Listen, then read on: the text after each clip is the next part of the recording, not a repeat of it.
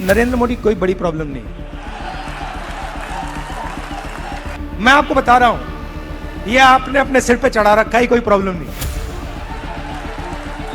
ये जो मीडिया वाले हैं इन्होंने बना रखा है, इसका गुब्बारा बनाया, कोई प्रॉब्लम नहीं। अब पहले तो मैं मिला नहीं था, अब 2-3 बार मैं मिल भी लिया हूं, बात समझ गया हूं मैं, कुछ नहीं उसमें। शो पूरा शो है, दम नहीं है, बता रहा हूं। आप लोग मिले नहीं हो, मैं मिला हूं, बैठा हूं कमरे में। प्रधानमंत्री नरेंद्र मोदी को लेकर के राहुल गांधी ने जो आज कहा है, शायद ही इस अंदाज में आपने कभी राहुल गांधी से या किसी और नेता से नरेंद्र मोदी के बारे में ऐसे सुना होगा। लेकिन आज राहुल गांधी ने जिस अंदाज में मोदी पर चुटकी लेते हुए जो कुछ कहा, उसको ना केवल सुना जा रहा है बल्कि यह भी देखा जा रहा है कि नरेंद्र मोदी का क्या वाकई वो वजूद, वो मैजिक, वो जलवा, वो सब कुछ अब नहीं रहा और अब लोग मस्खरी करने लगे हैं नरेंद्र मोदी के साथ। राजनीतिक गलियारों में आज राहुल गांधी के भाषण की चर्चा है। यह भाषण संसद में नहीं हुआ है क्योंकि संसद तो चल नहीं पा रही है। कायदे से तो संसद जब चलती है तो संसद में बात होनी चाहिए, लेकिन संसद जब नहीं चल रही है तो कांग्रेस पार्टी ने दिल्ली के तालकटोरा स्टेडियम में ओबीसी न्याय भागीदारी सम्मेलन किया और इसमें राहुल गांधी, मल्लिकार्जुन खड़गे, कांग्रेस पार्टी के तमाम नेता वो पहुंचे हुए थे और एक बड़ा सम्मेलन था। और वहां पर राहुल गांधी ने कहा कि नरेंद्र मोदी कोई बहुत बड़ा हुआ नहीं है, गुब्बारा है, गुब्बारा। और ये गुब्बारा भी मीडिया का बनाया हुआ है। मैं अब 2-4 बार उनसे मिल चुका हूं डायरेक्टली, आप लोग मिले नहीं हो इसलिए आप लोगों को ऐसा लगता है, लेकिन मैं मिल चुका हूं डायरेक्टली और इसीलिए मैं कह रहा हूं कि नरेंद्र मोदी कुछ नहीं है। लेकिन जिस अंदाज में राहुल गांधी ने कहा है, जिस तरीके से चुटकी लेते हुए राहुल गांधी ने कहा है, इस अंदाज की, इस चुटकी की बड़ी चर्चा हो रही है कि नरेंद्र मोदी के नाम पर एक वक्त में ऐसी राजनीति हो गई थी कि नरेंद्र मोदी के बारे में बोलना यानी अपना राजनीतिक तौर पर नुकसान करना, नरेंद्र मोदी पर डायरेक्ट हमले करना, अपना राजनीतिक नुकसान करना। और आज राहुल गांधी जिस तरीके से चुटकी ले रहे हैं, क्या वाकई नरेंद्र मोदी का अब राजनीतिक वजूद सिर्फ इतना ही रह गया है? नरेंद्र मोदी कोई बड़ी प्रॉब्लम नहीं है। मैं आपको बता रहा हूं, ये आपने अपने सिर पे चढ़ा रखा है, कोई प्रॉब्लम नहीं। ये जो मीडिया वाले हैं इन्होंने बना रखा है, इसका गुब्बारा बनाया, कोई प्रॉब्लम नहीं। अब पहले तो मैं मिला नहीं था, अब 2-3 बार मैं मिल भी लिया हूं, बात समझ गया हूं मैं, कुछ नहीं उसमें। शो पूरा शो है, दम नहीं है, बता रहा हूं। आप लोग मिले नहीं हो, मैं मिला हूं, बैठा हूं कमरे में। राहुल गांधी ने जिस तरीके से आज बोला है, मुझे याद आ रहा है कई सारे ऐसे राजनीतिक पंडित, राजनीतिक विश्लेषक ऐसे निकल करके सामने आए, या राजनीतिक सलाहकार या कैंपेनर बहुत सारे ऐसे निकल करके सामने आए जिन्होंने नेताओं को जा करके ये बताया, ये समझाया और उनके दिमाग में फिट बैठा दिया कि मोदी पर हमला नहीं करना है। आप याद करिए दिल्ली के चुनाव चाहे आप 2020 का या उठा करके देखिए, चाहे 2025 का उठा करके देखिए, अरविंद केजरीवाल को बार बार ये कहा गया कि मोदी पर अटैक नहीं करना है, मोदी पर अटैक करने से चुनाव में वोट घटेंगे। आप अमित शाह पर टारगेट कीजिए दूसरे नंबर पर। यह बात सही है कि केजरीवाल ने भी चौथी फेल राजा, इस तरह की कहानियां बनाई, लेकिन वो इशारों में था, डायरेक्ट मोदी को लेकर के हमला नहीं करना है। यह बात बहुत बार बहुत सारे नेताओं को समझाई गई। प्रशांत किशोर जैसे लोगों ने समझाया कि मोदी पर अगर आप बोलेंगे तो फिर आपको नुकसान होगा। मोदी को लोग बहुत बड़ा मानते हैं, मोदी पर बोलना मतलब नुकसान करना। लेकिन राहुल गांधी बार बार इस चीज को बोलते रहे और अब जिस अंदाज में वो मोदी के साथ चुटकी ले रहे हैं, इसकी बड़ी चर्चा है कि एक वक्त में ऐसा था जब राहुल गांधी के भाषणों को लेकर के कहा जाता था कि राहुल गांधी चाहे नेता कितने ही अच्छे हों लेकिन भाषण अच्छा नहीं दे पाते हैं। लेकिन अब राहुल गांधी के भाषण की भी चर्चा है और आज उन्होंने यहां तक भी कह दिया कि मेरी बहन से पूछ लो, मेरी बहन प्रियंका गांधी से पूछ लो जा करके कि अगर किसी चीज को मैं ठान लेता हूं तो उस चीज को मैं छोड़ देता हूं या फिर करके ही मानता हूं। मतलब जिस तरीके से, जिस कनेक्टिविटी के साथ में वो बात को बता रहे हैं, जिस तरीके से चीजों को पिरो करके लोगों के सामने रख रहे हैं, यह बताता है कि हां, अब राहुल गांधी, उनमें एक अलग तरीके की मैच्योरिटी दिखाई दे रही है। उनके भाषणों के अंदर एक अलग तरीके की परिपक्वता दिखाई दे रही है और ये बीजेपी के लिए बड़ी मुसीबत खड़ी करने वाली है। और जो बीजेपी के एक कोर वोटर या समर्थक आप कह लीजिए, जो अंधभक्तों की कैटेगरी में आते हैं, वो अंधभक्त बेचारे बिलबिला उठेंगे, क्योंकि मोदी जी का जिस तरीके से पीआर किया जाता है। अभी एक वीडियो जो निकल करके सामने आई, मोदी जी ब्रिटेन में थे, तो वहां पर एक महिला कह रही कि मोदी जी मेरे लिविंग गॉड हैं। पत्रकार पूछ रहा है कि क्या प्रधानमंत्री नरेंद्र मोदी से आपकी मुलाकात हुई? तो कह रहे मुलाकात नहीं, कहो दर्शन बताओ, दर्शन, मेरे दर्शन हुए। यानी इस तरीके से मोदी जी की ब्रांडिंग की गई, पीआर की गई कि उनको भगवान का दर्जा दे दिया गया कि मोदी पर कुछ नहीं कहना है। और अभी अभी भी फिर उस चीज को नए सिरे से पॉलिश करके फिर से लगाया जाता है। और मोदी जी ने तो खुद अपने आप को कह दिया था कि मैं तो बायोलॉजिकल हुई ही नहीं, नॉन बायोलॉजिकल। लेकिन राहुल गांधी क्या कह रहे हैं कि वो तो मीडिया का बनाया हुआ गुब्बारा है। नरेंद्र मोदी कोई बड़ी प्रॉब्लम नहीं,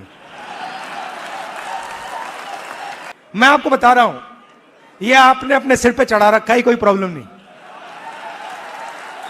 ये जो मीडिया वाले हैं इन्होंने बना रखा है, इसका गुब्बारा बनाया, कोई प्रॉब्लम नहीं। अब पहले तो मैं मिला नहीं था, अब 2-3 बार मैं मिल भी लिया हूं, बात समझ गया हूं मैं, कुछ नहीं उसमें। शो पूरा शो है, दम नहीं है, बता रहा हूं। आप लोग मिले नहीं हो, मैं मिला हूं, बैठा हूं कमरे में। आप मेरी बहन से पूछो, मेरी बहन से पूछो, कभी मिलोगे तो पूछना कि अगर कभी राहुल ने किसी चीज के बारे में मन बना लिया तो उस बात को वो छोड़ेगा या नहीं छोड़ेगा, वो पूछ लो उससे। मैं नहीं छोड़ने वाला। और मैं सिर्फ जाति जनगणना की बात नहीं कर रहा हूं। देखो, आप ये मत सोचो कि मैं जाति जनगणना की बात कर रहा हूं। जाति जनगणना तो पहला कदम है। मैं जो आप कि जो बघेल जी ने उत्पादक शक्ति की बात की, मेरा लक्ष्य है कि उस उत्पादक शक्ति को हिंदुस्तान में रिस्पेक्ट और हिस्सेदारी मिले। यह सम्मेलन हो रहा था ओबीसी को लेकर के, और राहुल गांधी ने एक बिल्कुल नए सिरे से, एक नए अंदाज में आज ओबीसी को लेकर के एक नई परिभाषा गढ़ने की कोशिश की। राहुल गांधी ने कहा कि मोदी कहते हैं कि हिंदू इंडिया, अगर हिंदू इंडिया है तो इसमें 50% हिंदू तो ओबीसी है, तो ये 50% हिंदू ओबीसी वो दिखाई क्यों नहीं देते? वो अलग अलग घरानों में, मीडिया घरानों में या औद्योगिक घरानों में, वहां पर ये क्यों नहीं दिखाई देते? हिंदू इंडिया, नरेंद्र मोदी के हिंदू इंडिया को राहुल गांधी ने कैसे ओबीसी की ढाल में ढाला है, ये वाकई अपने आप में कुछ नए अंदाज में है। मोदी जी कहते हैं हिंदू इंडिया, हिंदू इंडिया कहते हैं, 50% हिंदू तो आप हो। अगर हिंदू इंडिया है और 50% आप हो, तो मीडिया में आपका एक आदमी क्यों नहीं है? कॉर्पोरेट इंडिया में आपका एक आदमी क्यों नहीं है? औरत क्यों नहीं है? मीडिया के एंकर्स की लिस्ट निकालो, ओबीसी नाम दिखा दो मुझे, कहां है? बड़े बड़े पत्रकारों के नाम निकालो, ओबीसी कहां है? कौन है वहां पे? अदानी ओबीसी है क्या? आपकी पूरी की पूरी जमीन उसको दी जा रही है, पूरी की पूरी आपकी जमीन, ओबीसी दलित आदिवासियों की जमीन छीन छीन कर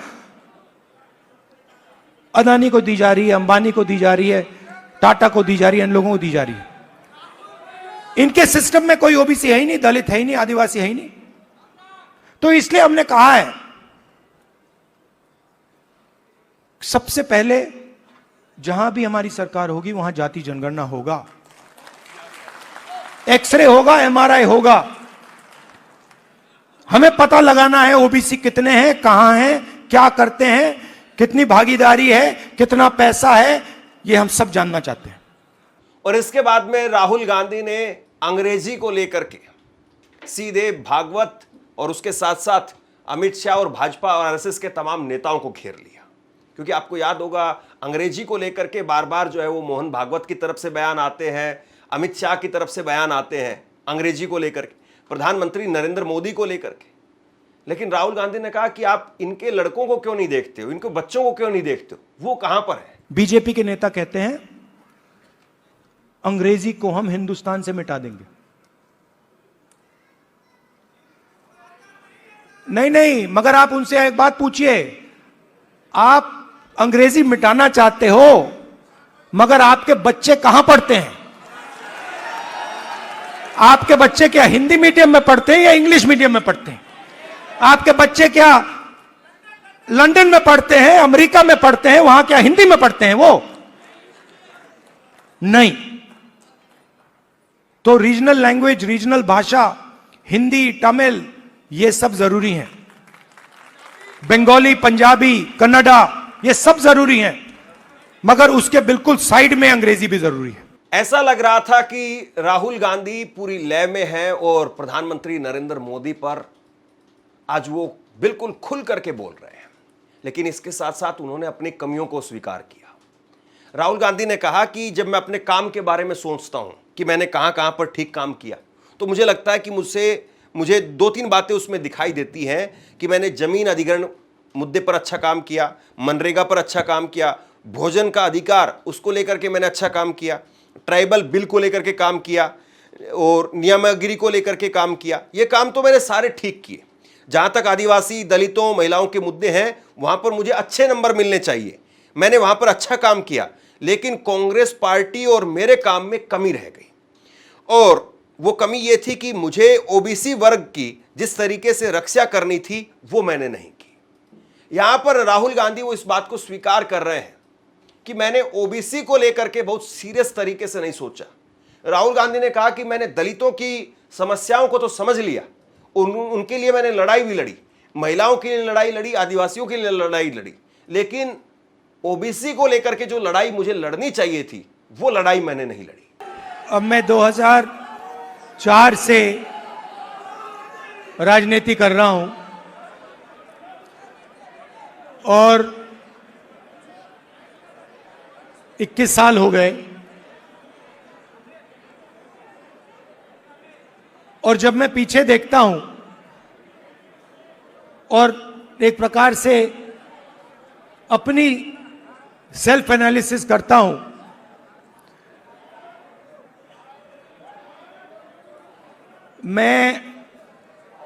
मैंने कहां कहां सही काम किया और कहां कमी रही,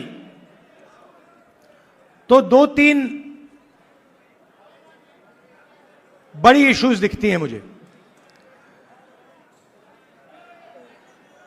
जमीन अधिग्रहण बिल किया, मनरेगा किया, भोजन का अधिकार किया, ट्राइबल बिल, नियमगिरी की लड़ाई लड़ी। अगर मैं अपने आप के बारे में सोचूं तो मैं कहता हूं ये काम मैंने सही किया।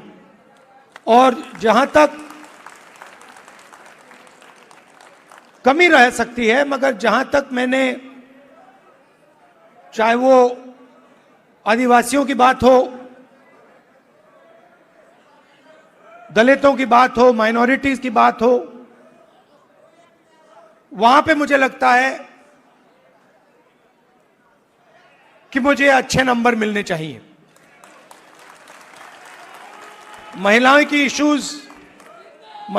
इश्यूज पर मुझे सही नंबर मिलने चाहिए। मगर अगर मैं थोड़ा पीछे को देखता हूं तो मुझे एक बात बिल्कुल क्लियर दिखती है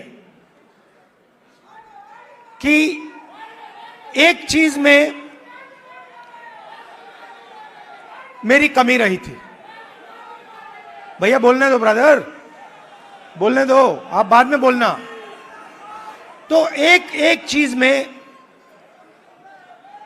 कांग्रेस पार्टी में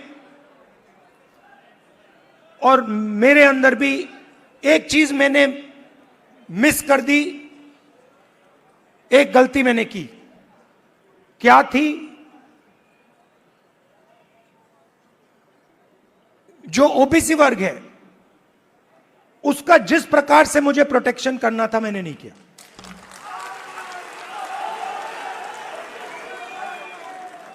क्योंकि अगर, और इसका कारण था आपकी जो इश्यूज थी उस समय मुझे गहराई से नहीं समझ आई। मैं स्टेज से कह देता हूं कि 10 साल पहले, 15 साल पहले जो दलितों के सामने कठिनाइयां थी वो मुझे अच्छी तरह समझ आ गई। वो शायद वो ज्यादा आसान है समझना, वो क्लियर है। अनटचेबिलिटी, उनकी हिस्ट्री है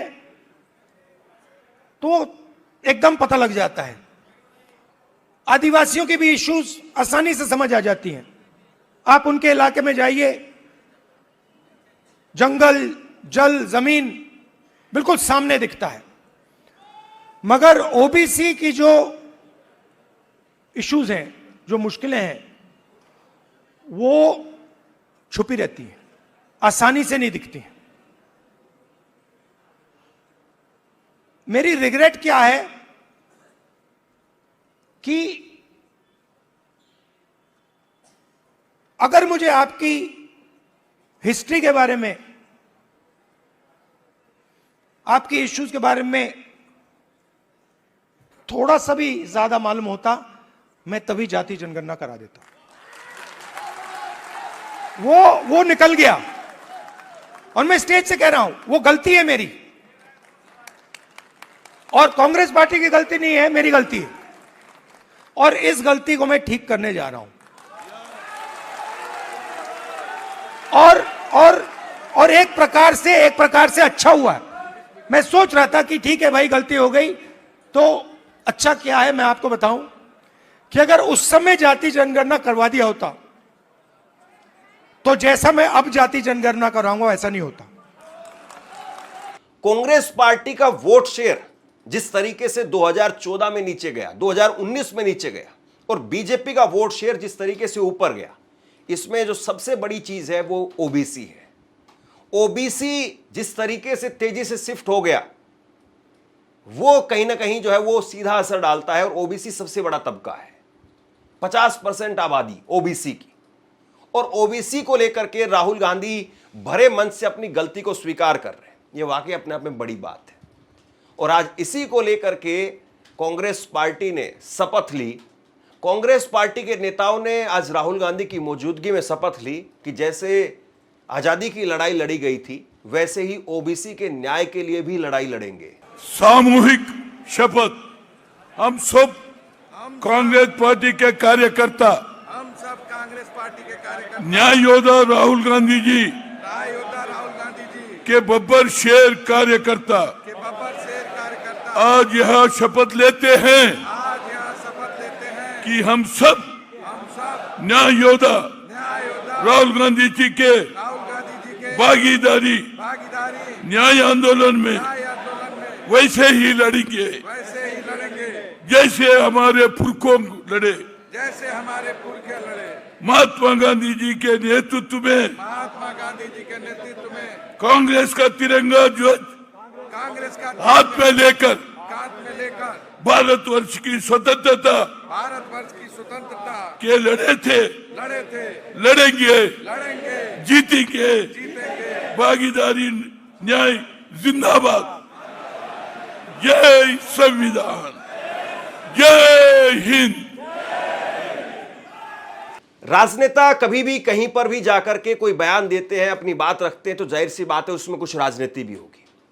लेकिन सही बात यह भी है कि इस वक्त में जिस तरीके की दरकार है, या जिस तरीके से कांग्रेस पार्टी को एक मजबूत नेता की जरूरत थी जो मोदी जी के सामने उनको उन्हीं की पिच पर मात दे सके, और जिसको लेकर के कहा जाता था कि राहुल गांधी उसमें बहुत फिट नहीं बैठते हैं, और इसीलिए कई बार कांग्रेस के अंदर से भी प्रियंका गांधी को लेकर के या किसी दूसरे नेता को लेकर के नाम चलते थे। लेकिन राहुल गांधी ने जिस तरीके से अपने आप को ढाला है, या जिस तरीके से यात्राओं के माध्यम से, भारत जोड़ो यात्रा और इन सब के माध्यम से अपने आप को लोगों के बीच में जैसे स्थापित किया है, तो ऐसा लगता है कि राहुल गांधी आजकल वो 2014 वाले राहुल गांधी नजर नहीं आते हैं।